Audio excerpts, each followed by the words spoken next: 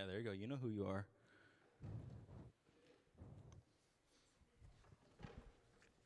Okay, cool.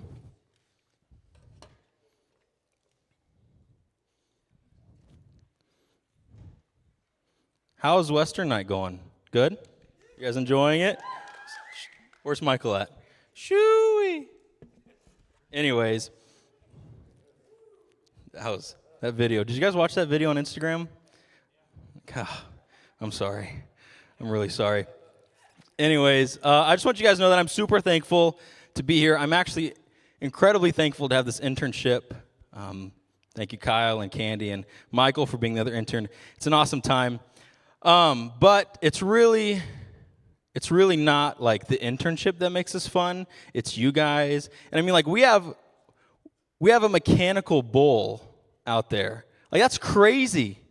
Like, a mechanical, in my youth group, we were lucky if the TV worked on Wednesday nights. But you guys have a whole mechanical bull. Is that not crazy? You guys. But it's not the mechanical bull. That's not the reason why I love you guys. It's not the 8 TVs that we had for video game night. That's not why I enjoy this internship. That's not why it's worth it. God knows it's not the garage sale that makes this internship worth it. That was horrible. It's you guys. You guys literally make the internship worth it, you and your leaders. So real fast, I want you to turn to your neighbor and say you're worth it right now.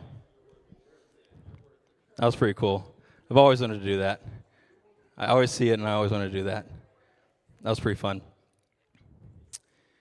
Anyways, so I'm going to go ahead and tell you a little bit about myself before we get started. I was born and raised in Enid, Oklahoma. That's where I grew up with my family. This is my family here. There's a lot of us. So I'll go from left to right. On the left, that's my stepdad. His name is Jim. Beneath him is Kinsey. That's my sister in the white shirt. Jalen is right under her. That's my half-sister. My mom is right above her in the blue shirt. Dylan, my stepbrother's in the middle. He's like 6'7". Next to Jalen at the bottom is Danny. That's my girlfriend for 3 years.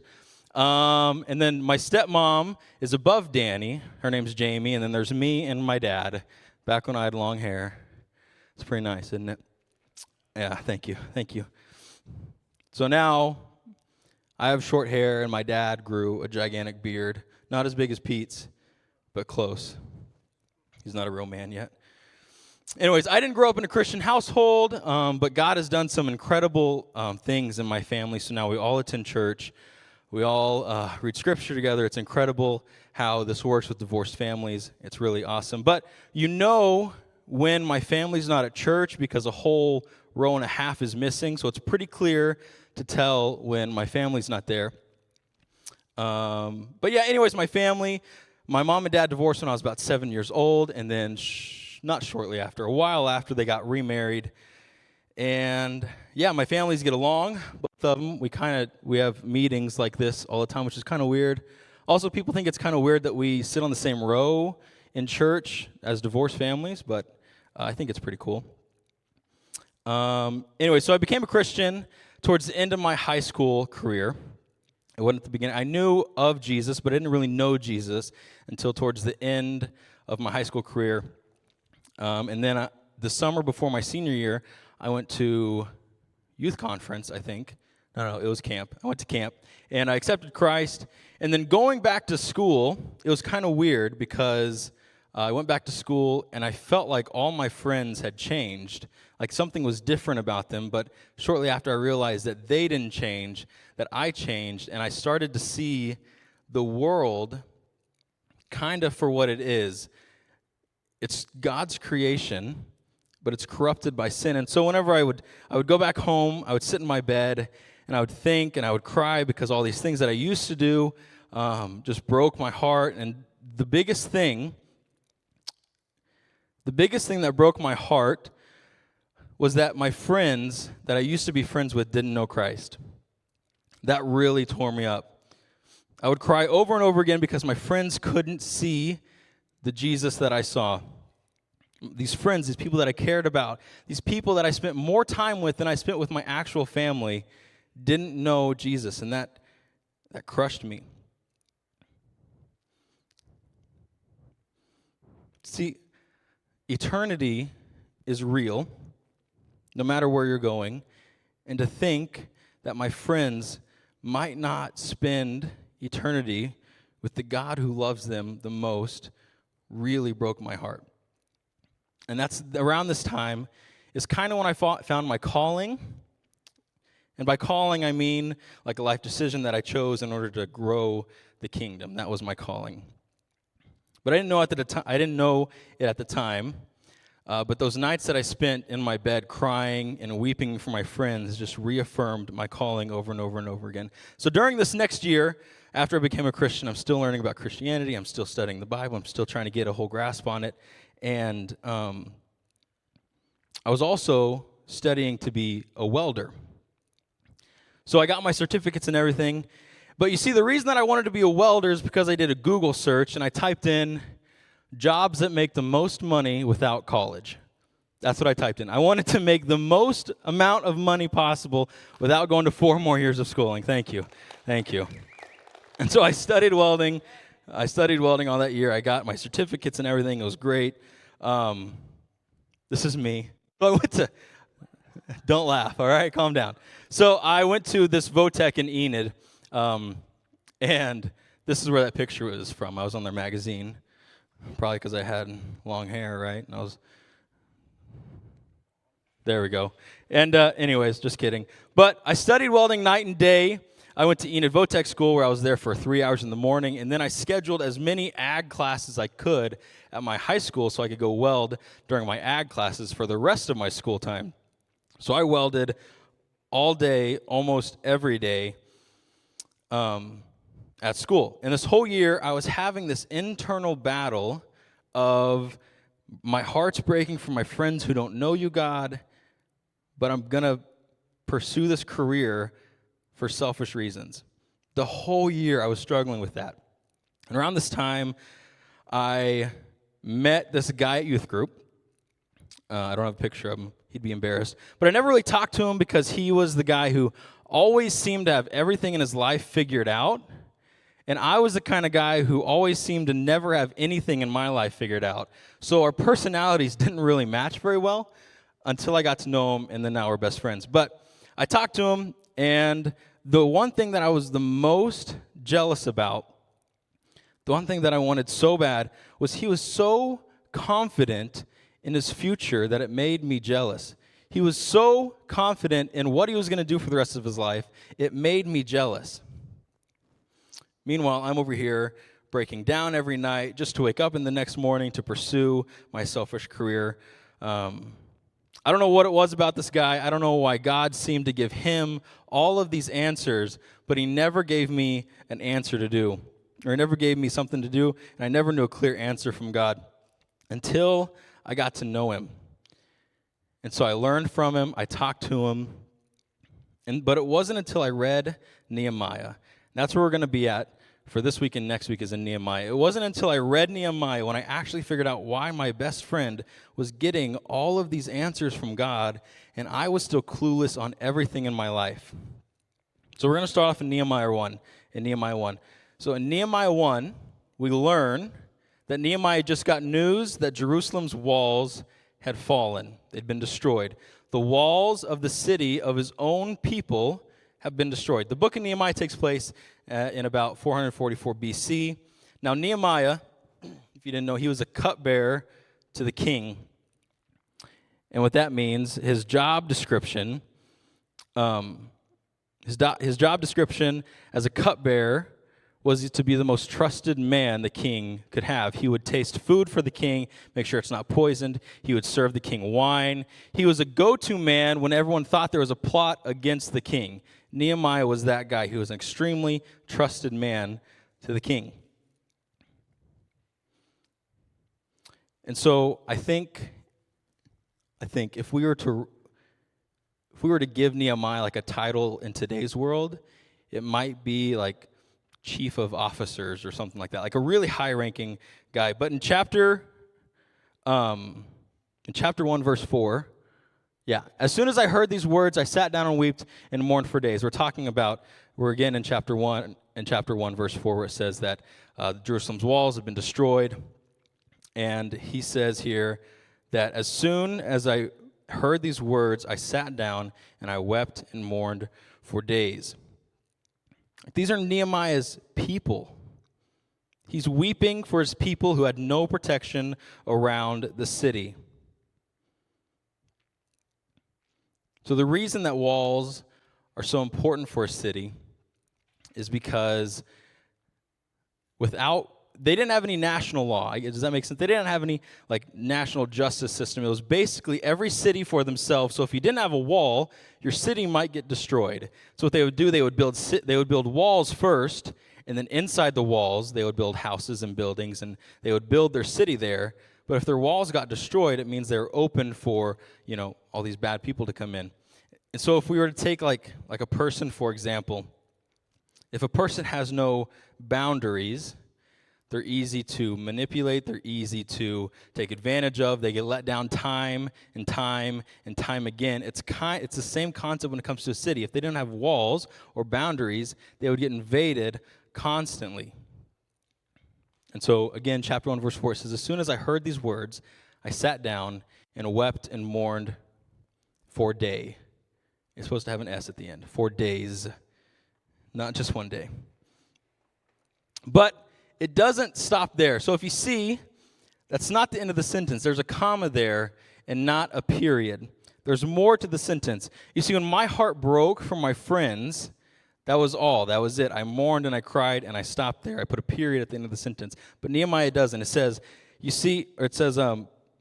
soon as I heard these words, I sat down and wept and mourned for days, and I continued to fast and pray. And I continued to fast and pray. And I continued to fast and pray. So the title of this message is Fork in the Road, and I'll explain why. So, according to Wikipedia, close, they're the same reliability. According to Wikipedia, a fork in the road is a metaphor based on literal expression for a decided moment in life or history when a choice between presented options is required, and once made, the choice cannot be reversed. But I prefer the description found in Dalton Mcalister Dictionary, first edition. It says, that's it. That's all it says. That's all I can come up with. So a fork in the road is basically a point where you have to choose one way or the other. You cannot choose both ways. You have to either go this way or you have to go this way. You cannot go both ways. See, in high school, when I started seeing my friends differently, I was presented with a fork in the road. When I was crying every night in my bed, I was presented with a fork in the road. When I got invited to all these parties that I used to go to, I was presented with a fork in the road. When I didn't know what to do with my life, I was presented with a fork in the road. When Nehemiah heard that Jerusalem's walls were falling down, there was a fork in the road.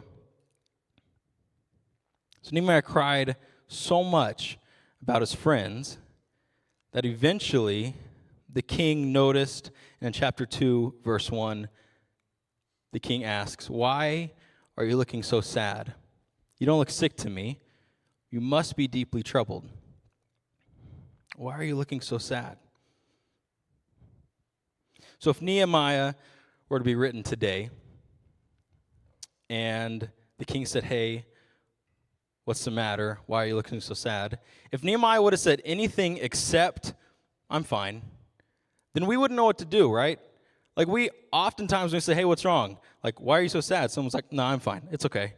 Like we hear that so often that when someone goes into a little bit deeper than "I'm fine," or if someone says anything remotely off the tracks of "I'm fine," we get kind of nervous, tense up, clammy. Is that a word? Clammy. Maybe. I don't know. But we just get like weird and we don't know what to say.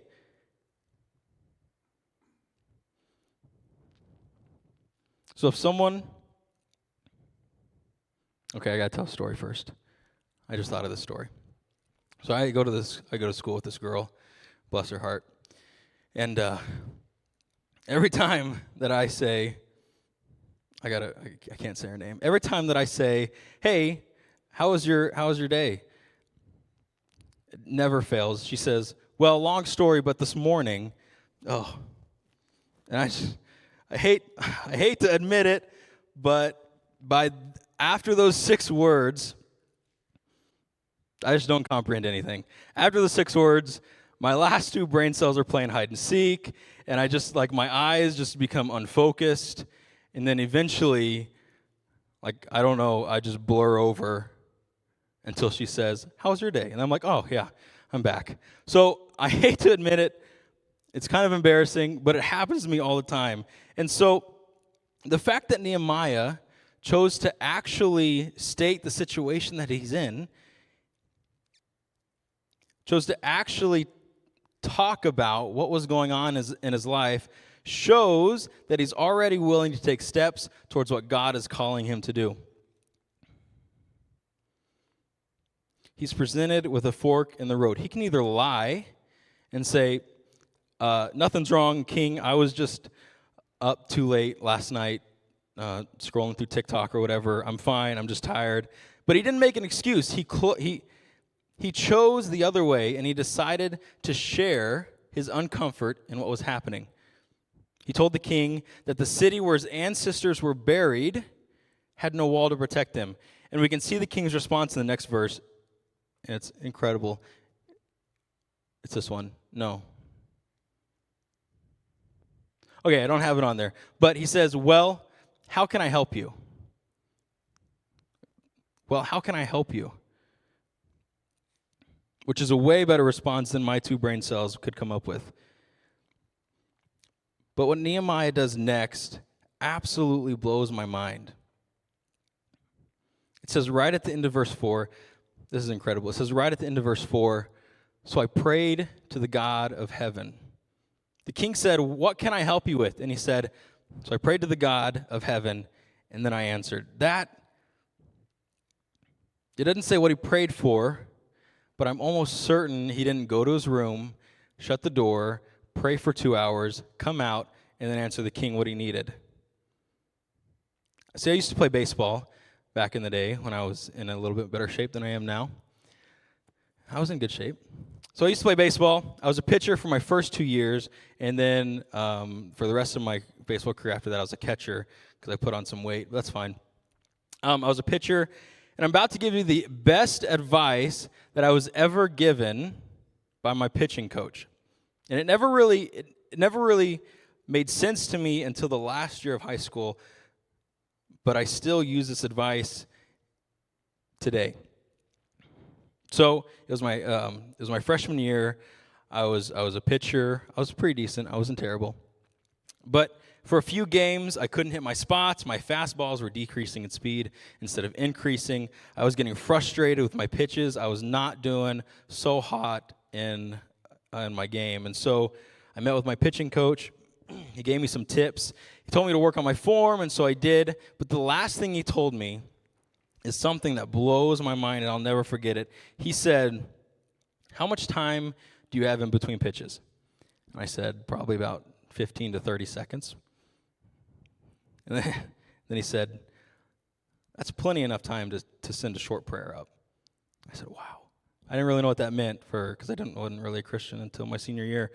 But it stuck with me, and so that changed my life. So in between every pitch that I caught as a catcher my senior year, I would say a short prayer. Before a test, I would say a short prayer. Before every conversation with strangers that I had, I would say short prayers. And that's exactly what Nehemiah did in this situation. He was presented with a difficult question, so he sent up a short prayer before his answer. This was another fork in the road. He could have consulted God when answering this. He could have said, "Hey, God, I need help answering this. Tell me what to say." Or, "Hey, God, please let the king allow me to do this for my people." Or he could not have consulted God and just thought, "Well, I'll be fine. I can do it. I know the king well enough. It'll be all right. We'll get it done." But he didn't. He sent up a prayer in the short amount of time that he had to answer this difficult question. And then he began his answer. The king said, "What can I do for you?" And Nehemiah said, "Send me so that I can rebuild this wall." And then he asked if he could have letters to get through these cities. He asked for a letter to, I don't know how to say this town, Asaph. Anyways, he asked for a letter to that town to allow him to use their lumber, for beams, for the gates, and for the wall, and for his house. And so the king granted him all of these things. And he said at the end of verse 8, the good hand of God was upon me. I think I had this one down. Okay, there we go. And the good hand of God was upon me. You see, when I was in high school, my heart was breaking for my friends who didn't know Jesus. Not only was I presented with a fork in the road, I was also found my calling. When Nehemiah's heart was breaking for his ancestor city, his calling was to go fix the walls. My heart broke for my friends who didn't know Jesus, which led me to find my calling in youth ministry. The only difference is when Nehemiah found his calling, he prayed about it. It took me a while to realize that this was my calling. It took me a while to pray about it. So did you guys know that on average, a human makes 35,000 decisions every day? On average, a human makes 35,000 decisions, there it is, a day. Imagine, if you will, if we consulted God for every decision we made every day. Even if it was just a short prayer that we were sending up before we ride the mechanical bull, or I don't know, whatever. I needed to say a prayer for that. That was scary. So the two things, or the one thing that I want you guys to walk away with from tonight, the only one thing that I want you guys to remember is that when there's a fork in the road, pray about it. That's the only thing I want you guys to remember from this message. So next week, we're going to dig more into Nehemiah's prayer life. We're going to dig more into, how he prayed and everything. But we're going to keep it short this week. So I want to challenge you guys to something real fast before I get off the stage. I want you guys to get into groups of 2 people. I just want you to find one other person, get in a group with them. You can go wherever you want in the worship center. It doesn't matter. Just find a group. I'm going to give you like 10 seconds. And when you found your group, stand up.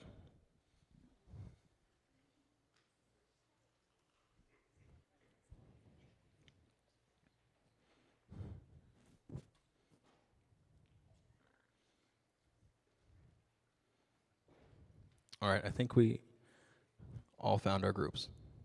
Okay, so what I want you guys to do, within your groups, I want you to take 5 to 10 seconds to tell your other person a fork in the road that you're either presented with now or you're going to have in the future.